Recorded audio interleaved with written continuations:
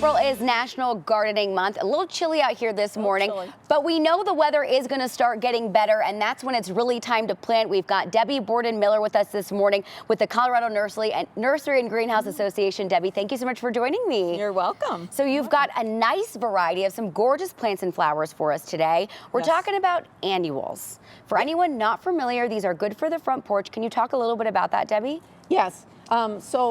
It is a little early to plant everything yet. However, we certainly have things that you can plant at this time of the year, and what we call cool season annuals.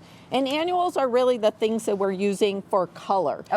They're the things that we plant every year, and at the end of the season when it frosts again, you know, then we pull them out and have to start over again, as opposed to perennials, which are the ones that come up year after year in your garden. So we could say annuals are maybe a little bit more resilient, right? They can kind of withstand the different temperatures a little bit better. The cool season annuals, yes, yes. And so cool season annuals are things like things that I've brought, pansies and violas, alyssum and dusty miller, and snapdragons. These aren't in bloom yet because they're going to get a little taller before they bloom, but snapdragons are fine. Those are all things that, given a little acclimating to the cool season, they'll be fine left out on the porch. And if for some reason we got a really cold night, you can always bring a container or a pot in your house or your garage. Wood covering. Okay, perfect. Covering will work as well. Depending on what the temperature is going to be. Yeah, I know. We're like right on that cusp, but we're getting there. I know a lot of people at home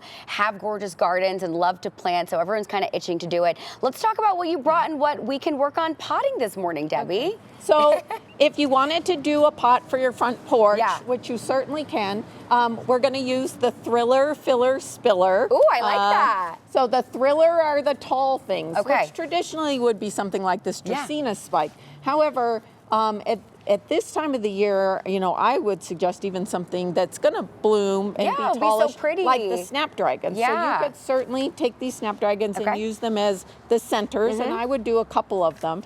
But the other thing we can do, and I brought with us, You're ready with this one. Yeah, you can mix. This is actually red kale. Okay. Oh, and so this is edible, and so you could do something that you could then harvest and eat or add to your salad, or so you could use something like that. So I thought it would be fun to maybe use that for our center today. That's so much fun, and you know what, with these even, you can do in something smaller even in the home, right? You can, although these like cool weather. So lettuces you could start inside, or arugula, or some of those greens like that would probably be fine inside, or herbs.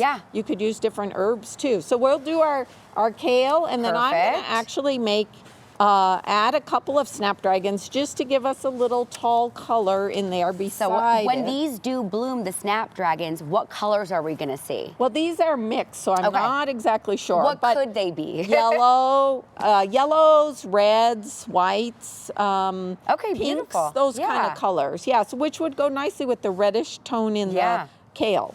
And then we would put our fillers, which are the more mounding plants. So we're actually putting a decent amount in this pot here. We're utilizing, you know, we're going to utilize most of it, which is cool. We are. And so then we would put something like these pansies in there, and we could use those to just sort of fill in. And we probably don't have time to do the whole thing. No, you're doing great, Debbie. It looks absolutely beautiful. Any other tips? I know you talked about this if we get any fluctuating temperatures, but is there any like special type of dirt or, you know, watering techniques or kind of anything to keep our plants lasting throughout this, you know, season that's a little more dicey with the forecast? Yes.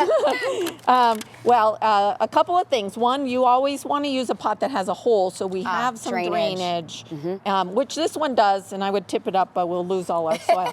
And then you want to use a good potting soil. So, you know, something that you can get at your independent garden center near you. Perfect. And so then we're just going to fill in with the pansies in this pot. It looks so good, Debbie. You did a great job. The last thing we would add is our filler spiller.